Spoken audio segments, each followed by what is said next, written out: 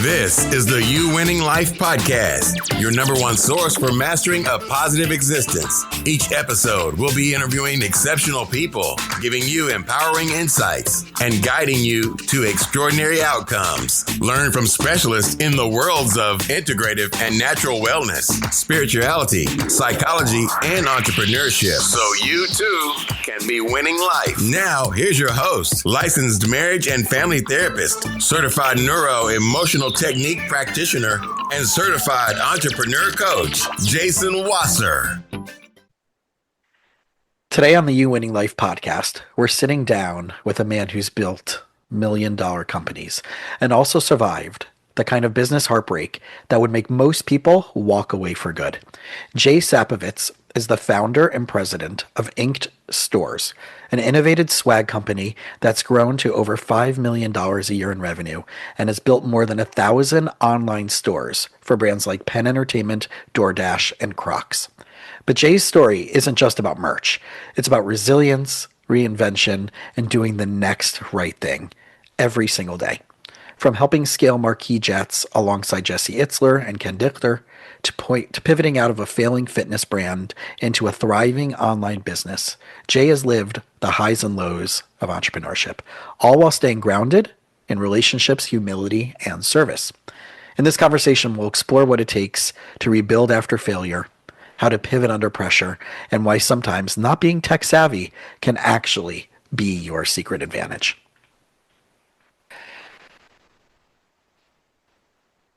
All right, everybody, welcome back. And as you know, we're hanging out with Jay. And Jay, thanks so much for hanging out with us today. Jason, enjoy it. Looking forward to it. Cool. Awesome. So number one, you've had this really cool, eclectic career. And one of the things that you're known for is for seeing opportunities that others don't, right? That's I would call it, right? Super talent or whatever you want to call it. I call it desperation. Okay, well, let's talk about that for a second, because I'm looking at it, right? I'm a therapist. One of my key things is to be able to find patterns where people are getting stuck in beliefs, assumptions, and expectations. And then, they're trying to work solutions from that place, which only gets them, right? It's quicksand theory. Or as Einstein said, the problem can't get, solved from the place in which was created it. Yeah. So walk us through, like you just said, out of desperation, but walk us through a little bit of that insight, that perspective, the psychological experience that you've had from what you're calling desperation, and I'm looking at as a super. Yeah, well, I didn't know any better with respect to starting a business. My dad was a school teacher. I watched him hate his job in life most of my upbringing, and it was a really difficult. I was very close to him. And it was very difficult to watch. And I just swore that I would never be in that same situation. I did get myself into a pattern of, if you're talking on a psychological level, of escape, where I would look for opportunities, even if I was in one, very early in my career. But yeah, more than that, I think that I was chasing something that I was chasing happiness very early and when I was younger. Now, having said that, I was able to build some businesses throughout that process. So I don't think it all turned out bad. But yeah, as I look back, I look at my career and I don't look at it with regret, but I definitely identify that I had a pattern of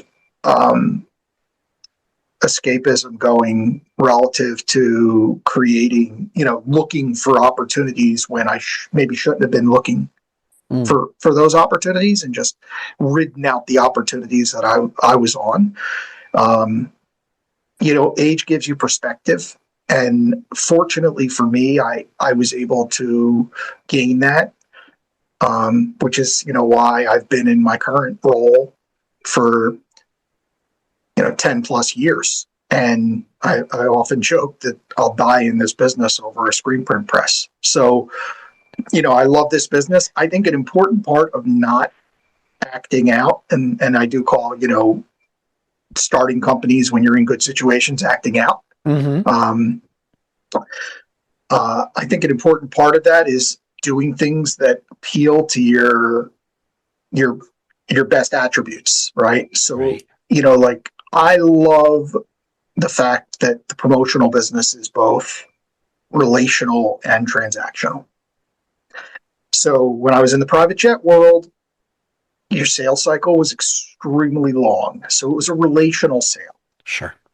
But it was very little transactions. When I say very little transactions, I mean, I still sold a bunch. I had $2 or $3 million months, and I would sell 10 or 12 clients.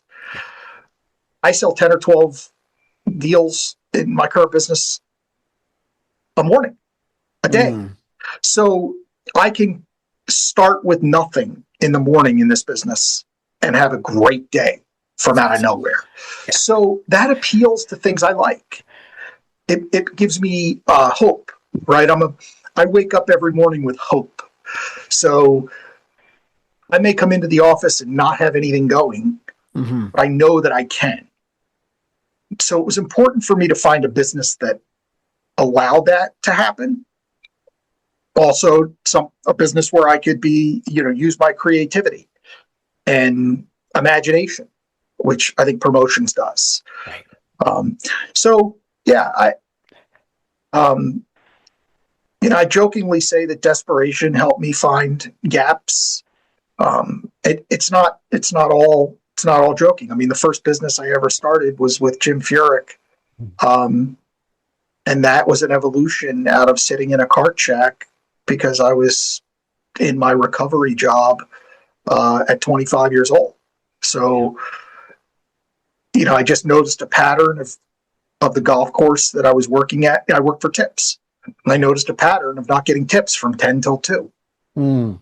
So given that pattern, I figured I was going to try to fill that gap. So with clarity so it's of mind. looking for that problem, right? This is what you're saying. It's so interesting. I wish you were on my last session call because this is so apropos. So go figure. And I love how this happens. Like I don't know if this happens to you. Maybe you probably does happen to you. Maybe let's put it that way, is where you have particular themes happening in particular conversations over the course of a day or a week that hasn't showed up elsewhere. But then all of a sudden you have a conversation in the morning. You're like, God, I wish that person was there, later in the afternoon to be part of that call. But you're so spot on to this conversation. One, I mean, I love the language that you're using, right? Because I know there's a lot of recovery language in some of this, right? Which is cool from my perspective. But the idea of chasing happiness is something that I had a conversation with about an hour and a half ago. And I basically told this person, I'm not here to help you find happiness. That's not my job. And you shouldn't be. And if you're thinking that you're paying me to make you happy, let's call it a day, right? Can I help you define your core values? Can I help you find people that align with your core values? Can I help you craft your mission and then go out into the world and put that out there? Can I help you bring contentment and legacy and joy? But I'm not looking to aim to help you find happiness, because happiness is an experiential moment by moment thing. It's not a state of being. That's interesting. I wonder, I mean, I know that happiness shifts in and out, right? So I'm definitely aware of that concept. But I think that it can be, while not constant, I think it can be a state of being. So I actually, challenge me. Good, go for it. Well, I don't necessarily agree in that. I think where I look at my life now and I have an overall happiness, right? I love my wife, 28 years married. 3 beautiful kids. 2 of them are employed, out of college, living in Manhattan, living a dream. They're happy. When they're happy, I'm happy. My third is going to be a rising sophomore in college. Yeah. And at 54 years old, I've come to the conclusion that I'm not going to be the next Steve Jobs. And I have enough. Right. So is that contentment? I don't think I'm content. I was in the office this morning at 6 o'clock. I don't think content people get to their business having been in business 10 years and sit at their desk at 6 o'clock in the morning. I'm not content, but I have enough. I'm happy with what I have.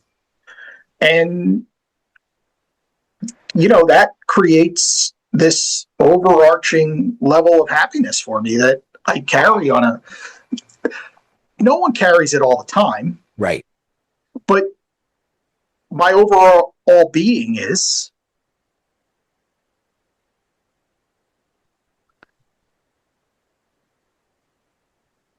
I mean, that's how I feel. My overall being, I'm happy. And, I just don't, we did mention recovery. So I have a sponsor, of course, and, we're in touch all the time. And he has a phrase when a guy tells him that he's having a bad day. He said, "You're not having a bad day. You're having a bad 5 minutes and you're milking the shit out of it." There we go. Yeah. So when you talk about, can you be happy as a state of being, I think the answer is yes. That's my feeling. I love it. But I'm not. I understand where you come from as well, and I'm okay with that. I don't need to be right. No. What I think what we're in agreement on, because I'm not looking to be right here exactly, is where's the starting point and what are the definitions and parameters we're putting around what we call a successful achievement in any area, right? And for a lot of people, happiness is that. But in order to use this nebulous term, happiness, we got to get really clear what that means to you. So why I would 100% agree with you is that you laid out the recipe for what equals happiness to you. It's not this vague thing that you're chasing that's out there like a carrot. It is, the investments into your personal well-being, the investments into your marriage, the investments into your children that you're seeing, I'm using business term, but return on investment in, right? And therefore, yes, happiness in that regards can be in that. Right. And that's what I do appreciate, that definition and that way of looking at it. The way I was looking at it was more along the lines of, a lot of times people are like, I don't know, but I know I'm not happy. Or I've been happy with X, but now I don't have that. So it's still state dependent. It's still experience dependent. Yeah. I had that for a very long time. Where I had this lack of contentment. I didn't feel like I had enough. Nothing was ever good enough.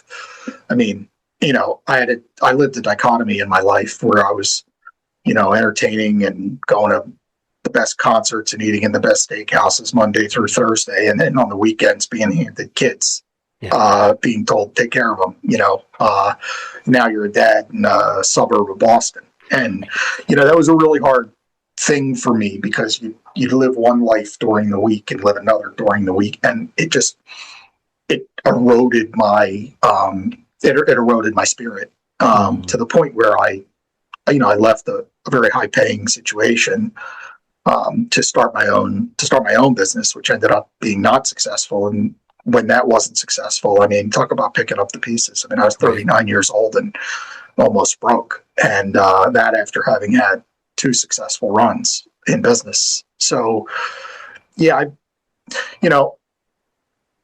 I change it if I could go back in time? Yes. I laugh at people as like, maybe who I am today, or I wouldn't change a thing. It's like, no, like I suffered deeply from failure, and I don't look back at it with positives in my life at all. Which is ironic in that as I've gotten older, the people around me look back at it as positive.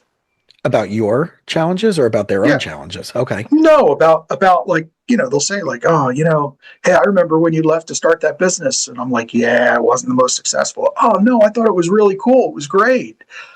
So they have positive memories of it. Just me who doesn't. And well, you were sitting in it. They weren't. Well, they're witnessing. For sure. It's a lesson in life, though. It's like it's how you're perceived by others is not necessarily how you perceive yourself. And I've, it's funny, right? As much time as I have in recovery, I definitely rededicated myself 10 years ago to being involved and. Working in the homeless shelters monthly and speaking at the men's houses and doing the things that it takes to actually live in that life of recovery, which has been terrific for me. And ever since that jumping off point, it's, my kids were of a certain age when that happened. And since then, blue skies. everything got better. Business took off. Marriage got better. My relationship with my kids, my son, daughters, best friends, like, it's awesome. Is there stuff that you see? I mean, you've been doing this for a while. You've walked the walk and you're talking the talk. Mm. Is there stuff that you see as commonly, like, just from that, just going back to what you're saying, like there was a rededication? Yeah. And I have an accountability group, and we happen to meet Wednesday mornings. And every few months, I bring up that same challenge. It's like, what aren't we talking about that we need to be talking about, and what are we focusing on? Where are we getting lost in the weeds? And today, I brought this up actually. So again, it's funny how this is coming up. Of like, I told them that I missed the feeling of the fire under my butt when we would come back from our conferences with our business accountability group, and with a gentleman named Rick Sapio, who passed away in December from pancreatic cancer. One of our mentors. Thank you. My joke with, and I told his wife this at the funeral, that that a perfectly imperfect person can still have massive impact on the world, right? You can be wildly imperfect. Yeah, for sure. Right, and still have impact. So this morning we were talking about this idea of like, we're doing this thing every week and it's useful and I love them. But what is it that we need to rededicate ourselves to that we might really allow us to take that next bigger step than just the status quo? And the status quo is good, right? It's talk about like contentment from that angle, right? I'm content with what we're doing, but I also want more and I'm looking for more. Is there kind of things that you have seen with yourself, with others, where they may not realize they're leaning into, because on one side, you can look at content is I'm happy with my lot. I'm motivated. I'm excited. I'm happy about it because I'm not really lacking anything and I'm feeling positive about that. And then there's the other definition of contentment, which is, I can get malaise and I can get bored and I can get not pushed by this. I don't necessarily am as excited to wake up in the morning to do that. Is there some signs that you've seen yourself, people you've worked with, people you maybe mentored and guided, where they might be going into the dangerous side of contentment, that people can not realize that these are patterns that are showing up? Look, I mean, for me, it's simple. It's like, when I sit around and relax, my life gets worse. The more time I have alone with me, the more thinking time I have. Yeah. Right. I get this thing going, and all of a sudden, I could probably lose a little more weight. Maybe this person shouldn't have said this to me. I get in my head. I just need to stay active. And I think action is really the key to any person's happiness. I've known a lot of people who either haven't had to work because they're just so wealthy, or if they've retired. I mean, the stories are endless, right? So-and-so retired, and 2 years later he was dead. I mean, we all know that story. For me, I've got to be active. I've got to be on the move. I've got to be doing something, or else I can slip into a negative mental state of mind. And that's in business and in my personal life. So I have to just live in that state. For my business, I need to be doing the right things and taking the right activities. And that means calling on my customers, running the business, without getting into too much detail. For my personal life, in recovery, I've got to make time for my wife and kids. Recovery, I got to make time for the guys that are trying to get clean and sober, and frankly, those who aren't, right? So the volunteering at the homeless shelters and the men's recovery houses and things that aren't necessarily at the top of my list 28 years in. Right. So, I take action against my own, like if I don't want to do something, it's probably something that's good for me. Right. If I want to do it, it probably is bad for me. Right. So I have to take action against my own will on a moment to moment basis. And that's what leads me to my success. So I'm hearing the undercurrent of that is being humble in relationships. Yeah. I mean, humility is everything. Yeah. Ego suppression has changed my outlook on life. Yes. Yeah. Tell us more about that. Well, it's, whether you believe in God or don't believe in God, I know, I happen to believe, but what I believe more than that is that I'm not him. Right. So the world doesn't center around me. And to the degree that I can just live a life where I understand the world doesn't center, everybody's not thinking about me, right? You're driving too slow in front of me. You're not there to screw me, right? You take my parking spot at the grocery store. You're probably oblivious to the fact that I wanted it, right? So, I think for a long time, and I'm talking about after I was clean, right? I had a bunch of good years, and then you sort of get away from it, right? There's a lot more people in the room with a year than with 20. So you sort of get away from that, and you start thinking that the world revolves around you. And, nothing good happens from it. It fuels your anger and discontent and resentment and preys on your fear. And you just end up this spring in your gut tightens and tightens and tightens. And just completely letting that go has changed my world, even with clients. Mm-hmm. The ability to talk to a client and tell them,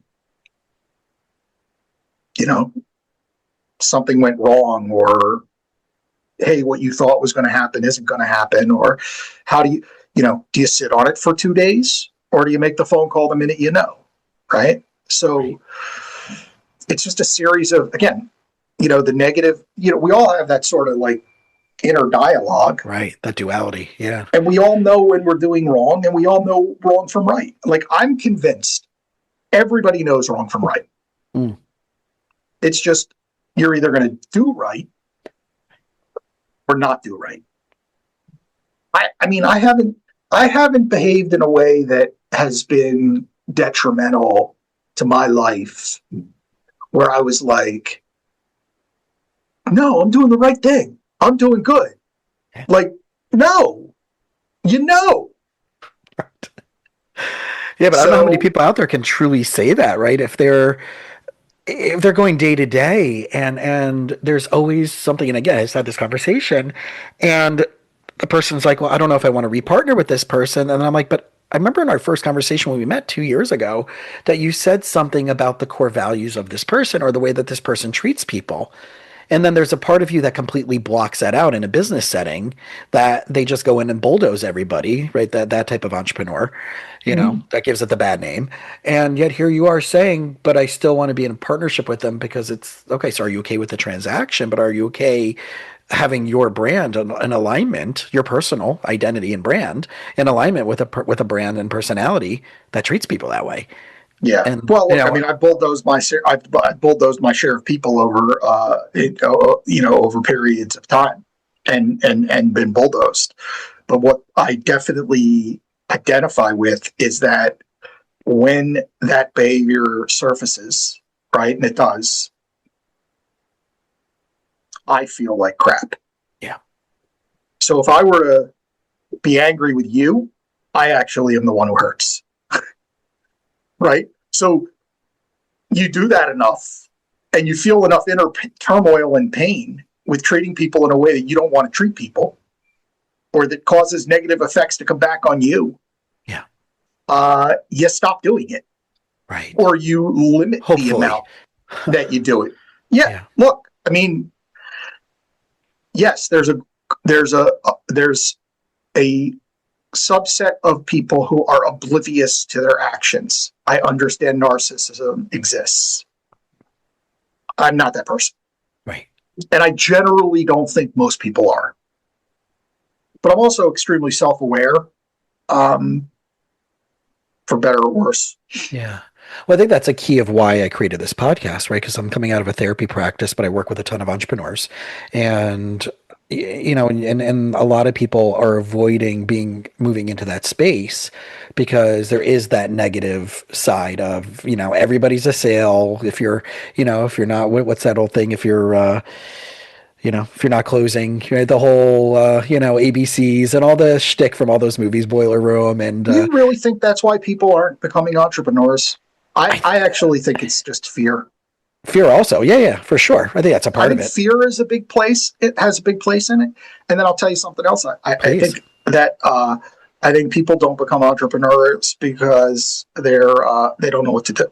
Yeah, there's definitely gatekeeping and basic information that's more available now, which I think is why, people like you, like Jesse, other people like that, how David Meltzer, stuff like that are putting out really amazing information because they do want other people to win. And right, the rising tide raises all ships mentality is really what I appreciate. But I do see people are either afraid for sure, but they're coming from that, the technician side of things, so they don't know how to think like an entrepreneur or a manager. They only know how to think like a technician, like the oh, for sure, right. And I didn't know what to do either. Mm-hmm. I was just young and plowed forward without any knowledge of what to do, and I definitely made my mistakes. But yeah, I mean, I was such a bull back, when I was younger that I was exactly who I'm talking about that I don't care for now. So, how would someone leverage that? Right. So how would someone leverage the positive attributes of what you've arrived at now, right? The positive mind space, the healthiest version of you to date, with that tenacity, or maybe that bull, but really running, making that person a bull through that version of who you are now. How can people, because I see that as a difficulty, right? I have clients and you think it's hard to be nice and also run hard? I don't think so. I think there are people out there who don't think that it's possible, that they would have to sacrifice certain aspects of themselves because of the structure and the model. But I just don't agree with the concept of always be selling. Right. And I don't agree with the concept as like being an entrepreneur, you always quote unquote need to be on. Like, right. I just don't think that's a reality. I especially in today's world. I mean, the digital assets that are out there and the shortcuts that you can have to launch. I mean, to me, it's just problem solution. Find a problem, create a solution, sell to one person. And if there's one person out there who'll buy a solution to the problem, then sell to another person. Right. And by the time you've sold it to two people, you have a business. Now, I don't know how big that business is going to be because I don't know what that problem is, but there's a business. And that's, to me, all it is. Yeah. And I think everything else is an excuse. And I think people love excuses. And listen, I mean, you're coming from a guy who made them. I know what excuses are. I've made them. People make excuses. I do it. I've done it. But yeah, if you just got to go out there and find a customer, and you don't need a website, and you don't need a blog, and you don't need a social media handle, and you probably don't even need a business name. You just need to solve somebody else's problem. And if you can solve somebody else's problem and they'll pay you money for it, then you have a business. Yep. And all the legalese and all that other stuff, you'll figure out how to handle that. Right. It's a reverse engineer. Oh, I agree with you 100%. And that's exactly the conversation I had today. I think what I was proposing was the myths that are holding people back, right? But what you just shared with me is exactly verbatim what I had the conversation with my client an hour and a half ago. And it is like, what is the problem that you are uniquely positioned that, other people in your industry are commonly having to deal with and having difficulty dealing with, but no one is helping them solve that. And that's a space you can move into in your very large, wide industry and get the crumbs on the table and still make millions of dollars a year from the crumbs on the table. And how about you don't make millions? How about you just make 10,000, 20,000, 30,000, 40,000, 50,000? I mean, like, how about you just enjoy the fact that you've created something from nothing? And if it takes off, awesome. And if it doesn't take off, then you can decide after you've worked hard and given it your best shot that you're going to potentially do something else. And oh, by the way, you'll have more experience when you do it, right? People get the concept of getting this scale is so debilitating, right? you're not Jeff Bezos. You're not Mark Zuckerberg. You're not Steve Jobs. Like, I'm just, like, I'm not Alex Hormozy. I'm not. Or I'm not Jesse Itzler. I'm not Kenny Dichter. I'm not any of these rock star, sort of like way out there visionaries. Like, I'm just a guy who runs a shop that prints some t-shirts and embroiders some stuff and sells some promo items. And we have a pretty nice business and our clients like us. Yeah. And, we employ a few dozen people and, have good accounts with a lot of people that respect and care for us. And you know what? That's enough. And I just think that, to me, the biggest detriment that you can do is like getting the biggest hurdle.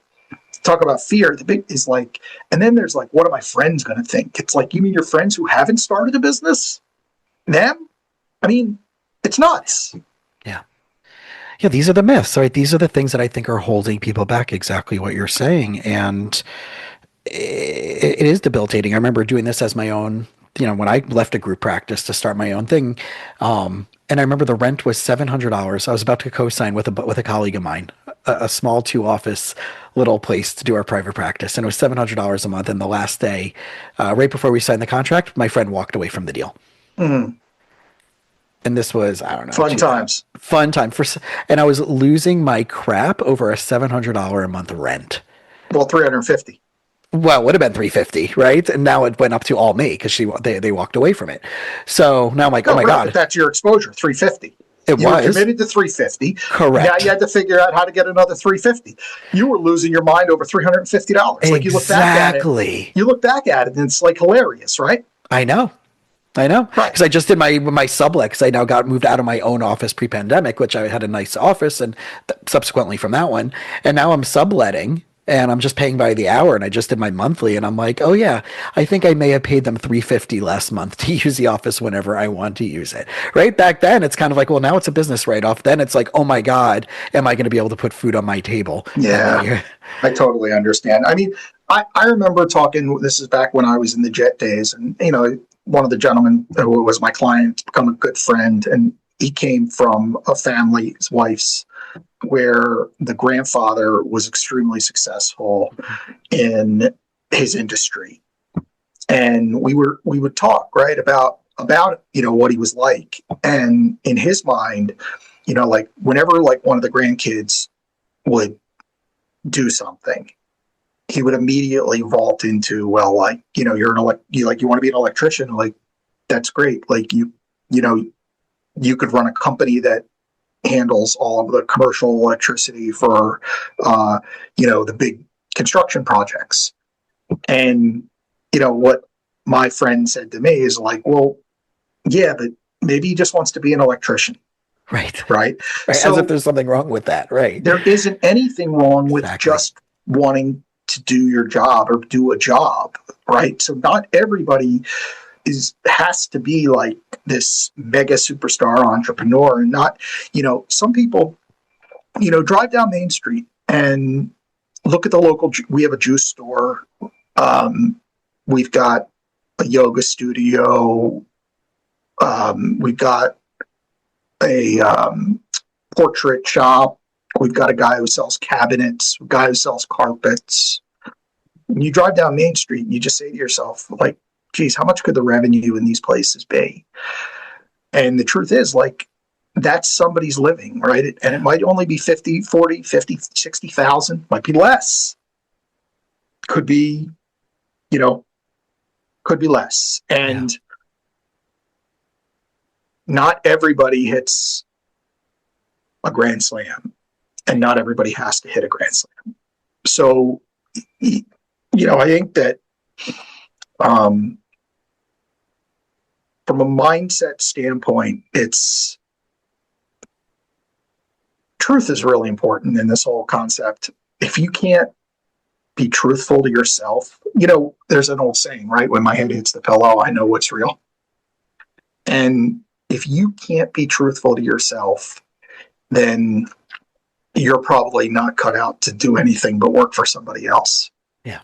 Because you've got to be able to see reality from what's fancied.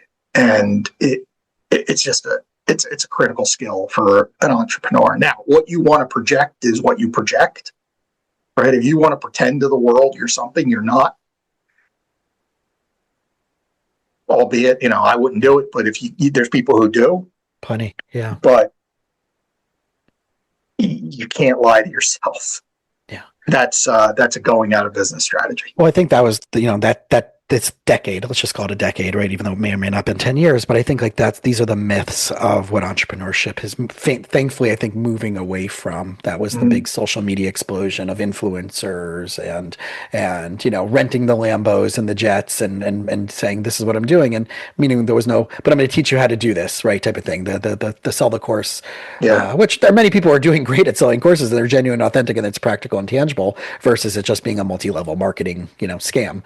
I think finally we're moving away from it, and I'm seeing a lot of the good people, the truly genuine hearted good people winning when it comes to adding, like you're saying, like you're doing what you're doing during the day, but you're also making sure you have time to go do your speaking and go spend time in the right. I think those like you are finally breaking through the noise. It doesn't have to be sexy and fancy.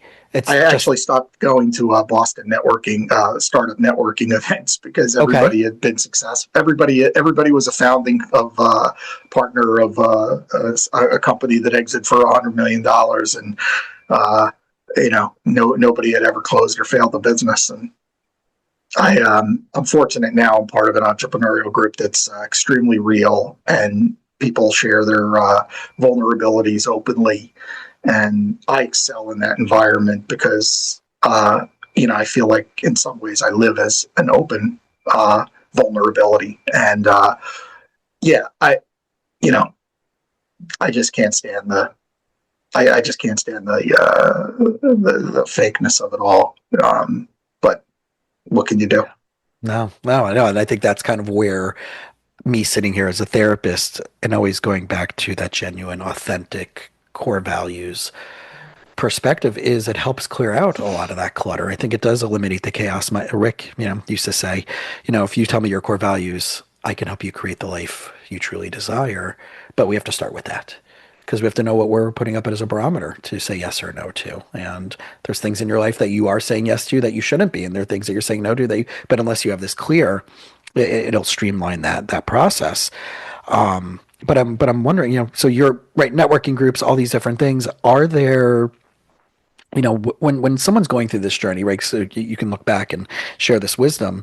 Are there things that you would say this could help someone who's earlier on skip a challenging step or two if you hear this idea or hear the story, or do you find it still beneficial for them to go through that without having that insight or information that like you can, so to speak, offer like, hey, when I was there, don't do this? Or is it still beneficial for them to be like, still make that mistake? Yeah, I think it's business dependent. I don't think it's an overarching, if you're an entrepreneur, do X, Y, or Z. I think it's business dependent. The biggest mistake I ever made in any of my companies is I built a product without selling first. So I built a product that I didn't know if people were willing to pay for it or buy. Mm-hmm. So to me, that would be the one universal lesson I would say is that if you can't sell somebody your service, then don't waste money or time building it. I had a conversation with a friend about that a few weeks ago. They presented this idea with their whole building this app and whatever it is. And I'm like, that really sounds like such and such. And they're like, what is that? I'm like, you didn't do market research to see if there's anybody else doing this? And I showed it to them and they're like, oh crap, I just spent the last 8 months building something with a developer that I just have to shut down tomorrow. I mean, that's insane. Right. That's insane, right? I mean, spending 8 months on something and not doing your market research into your idea in today's world with the internet is it's a waste of time and money and energy and spirit. That's unfortunate, but it's self-inflicted. Having said that, the other concept I guess I would share is not to get hung up on the idea. I think a lot of, and that's part of my learnings of having built the business that people didn't financially respond to as customers. And I mean, listen, it was a hard time. It was '08. I mean, that was not an easy sale, but I built a product before I had sales, and that was painful because we had a bad time in the world financially, and we couldn't navigate our way out of it. I've gone back in time, definitely things I would have changed. But that said, we didn't need to reinvent the wheel, and we tried to. And a lot of times people will think that it's the idea, like you're talking about the app, right? Like, I sell t-shirts, sweatshirts, hats, tumblers, right? Yeah. I put swag. logos on them. Yeah. Sell swag, Yeah. right? It's a $27 billion industry. Hello? Right? Nobody was waiting for Jay Sapovits to get in the swag business to make swag. Right? I just came in and said, I'm here. So I refer to our business as the pizza shop business, right? I mean, how many pizza shops do you think you have within a 3-mile radius of where you're at right now? Too many. Just give me a number. What do you think? Within 3-mile radius, I would say there's probably 5 to 6 mom and pops and 3 or 4 chains. Okay. So it's 10, right? Give or take, yeah.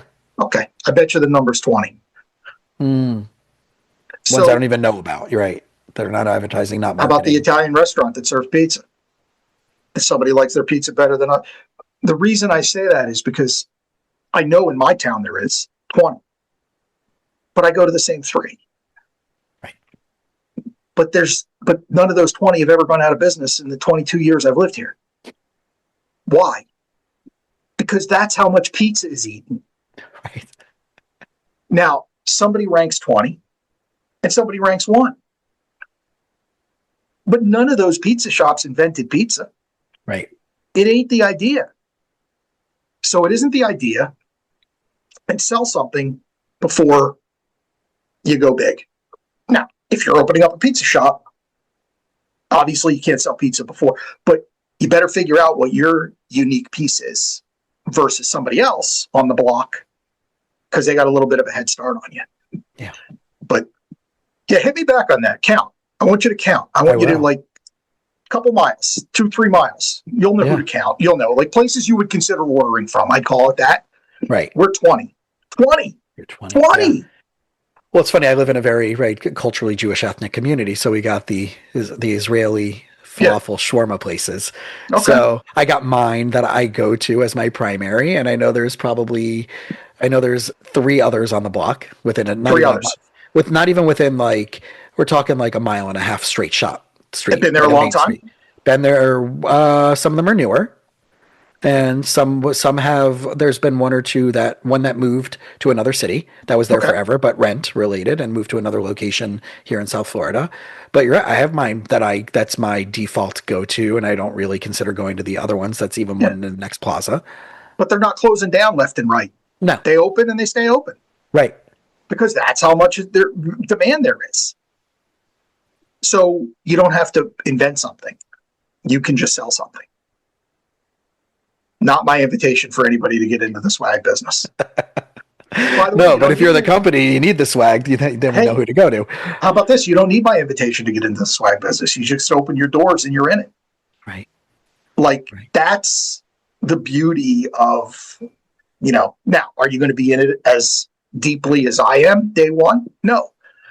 But, 4imprint kicks my butt. So, I mean, we all have people who we're smaller than.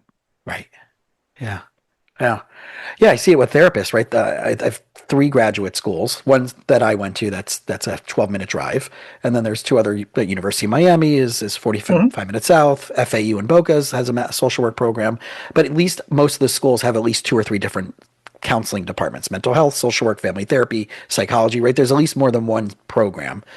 So there's got to be easily 1,000 therapists within in a 15-mile radius. Yeah. It's always been like, what is it that makes my practice different? And it can't be like, oh, it's a population. It's not a it's a psychographic. What are the problems that I'm here to solve? And what are the problems I'm not here to solve versus I just see couples, adults, and families like, no, here's what I touch, here's what I don't touch. Here's the angle and the perspective as a mind body expert, as someone who works with entrepreneurs, right? To have those 2 or 3 things. Other stuff I don't touch. I don't touch mental health. I don't touch schizophrenia. I don't touch bipolar. I don't touch domestic violence. There are therapists that just want that stuff. Yeah. Well, focus is important. You learn that over time as well. I mean, when you first start in business, you take everybody, like I'm sure I did. Probably did. With all the insurances and now money cash. Of course. And then and that's the other, I guess if you're dragging it out of me, the third piece is like, you just don't have to be perfect when you start. And, you're going to screw up a lot, make a lot of mistakes, learn a lot, lose money at times. I mean, trust me, I've lost my share of money on orders that I thought were going to be good. That turned out to be bad. But I'd add that to the list as well as things. So it's not the idea. And you don't have to be perfect and sell something first before you invest too much time or money. Yeah. Is there any resources or books or insights? A lot of times books are usually the go-to that really just kind of like you keep going back to, that keeps kind of like, would say it's like the foundational, like, like in my practice, like I'll tell everybody, the 4 Agreements, everybody should own that, right? Great book, right? It's $9 most of the time on sale on Amazon. There are certain like books that like, if you start here, just like inform your philosophy, just start thinking. 4 Agreements, as in the 4 Agreements that were written in Cleveland in 1930 something. No, the Don Miguel Ruiz book. No, Don Miguel Ruiz. Yeah. Okay. And it's fantastic. It's 4 simple things, right? It's be impeccable with your word. Don't take things personally. Don't make assumptions. And what you just said, you're going to screw up. Start over with number 1 again. Yeah. That's the whole book. Right. I mean, it's more pages than that, but that's the gist of it. Yeah. Right. But how simple, right? It's not a simple thing to do, but it's a simple thing to grasp. Doing it is the difficult part. Right. Always is. But so that's like a go-to. And, in my go-tos have been a guy named Jeffrey Fox, How to Be a Rainmaker, which is really the simple principles relative to sales. And it's this thick and you could read it in 2 seconds. But, he kind of just gives you a slap across the teeth with simplicity and like, hey, pick up the phone and talk to your clients.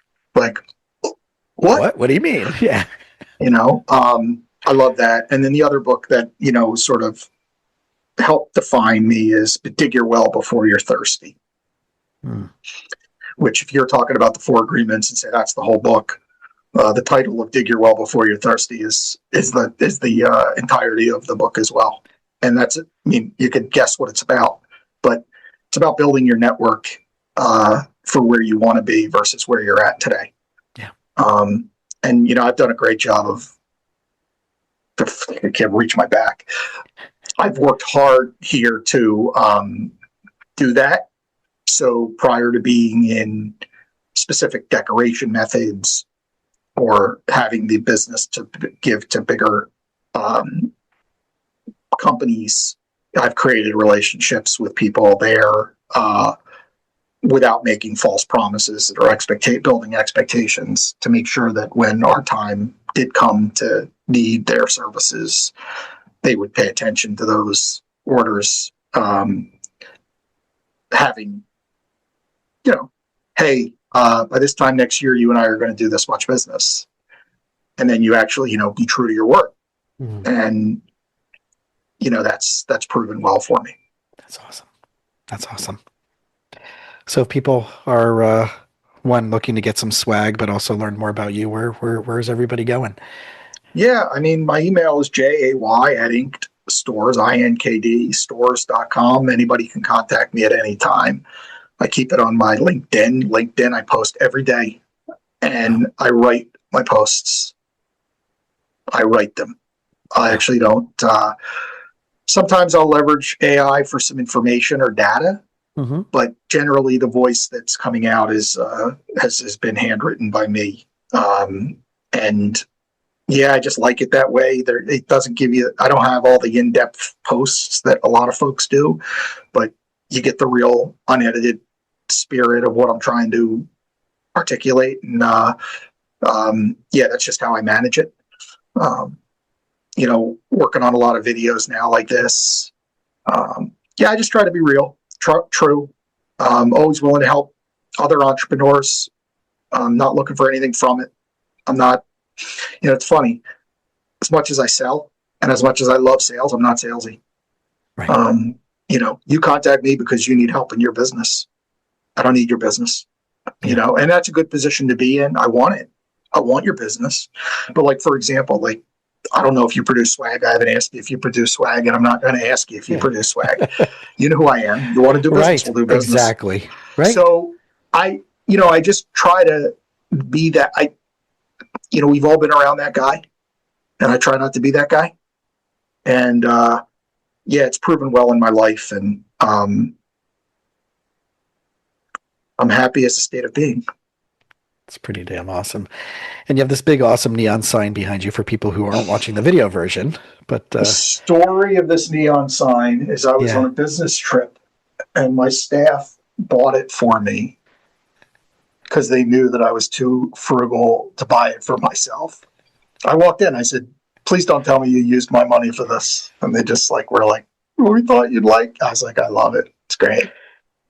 So yeah, what are you going to do? It was a nice gesture, and I'm appreciative of the people who work for and with me. And they've been here a long time, all of them. I really don't have any newbies. I don't think I have anybody on the team that's been here under 2 years. Oh, wow. And my longest tenure is 10. Next is 7, going on 8. Next is 5, going on 6. So, yeah, people stay here a long time. That's a great sign. Yeah. Well, that's a whole nother conversation at a different time and a different day about retaining lifelong staff, lifelong team members. I'm a big fan of that. And I see the turnover in all these different industries. It's tough. And but it doesn't have to be. My number one, I told my the person who's been here 10 years, I told Kyle, I said, you'll either leave me or you'll either leave or we'll close the doors. But I'm not going to ever ask you to leave. It's just not going to happen. She's been with me from the beginning, some definitely hard times and grinded. And, I remember printing T-shirts with her. In fact, we had an order, the last story, I know you're wrapping up. We had an order from the New England Patriots, right? Who, by the way, have been maintained, this is a challenge coin we made for them, who have been a client for 10 years. And their special teams coach, Joe Judge, came into my shop on December the 18th to order 50 hoodies, all custom made with names of the players, to deliver 3 days later. Wow. This is our first year in business.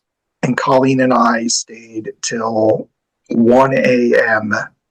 the night before they were due, barely know what we're doing, to finish the job. That's what it takes. Yeah. And it was the Patriots. We haven't, we've been kind to them. We haven't put them all over our social media. We just did a big project for them this year, and my contact said to me, he's like, Jay, I'm going to send you pictures, put it all over your social. I was like, that's great. That's great. That came from not doing that for 5, 6, 7, 8 years. Yeah. It's the relationship first. It's 100% more. So, they're my client. They pay me. They didn't ask for me to, I didn't do it for free. Just I don't ask them for tickets. Yeah. They didn't ask to be promoted. So I just try to be respectful like that. So that's integrity. That's the beautiful thing about what I want people to hear at the end of the day. You can be happy.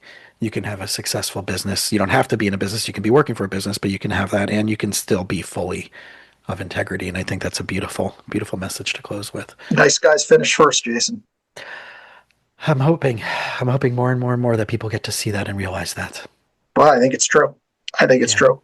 So, well, I'm glad you're one of those people that are out there sharing that message, and thanks. I hope it continues, and I hope you get more opportunities to hang out with people like me and do more of this. And I'm super stoked that we got to connect, and I really thank you. I'll never say no to a free therapy session. Well, totally. We can make that happen. No, I just said this was it. We don't have to make it happen. We just made it happen. The only thing missing was the couch.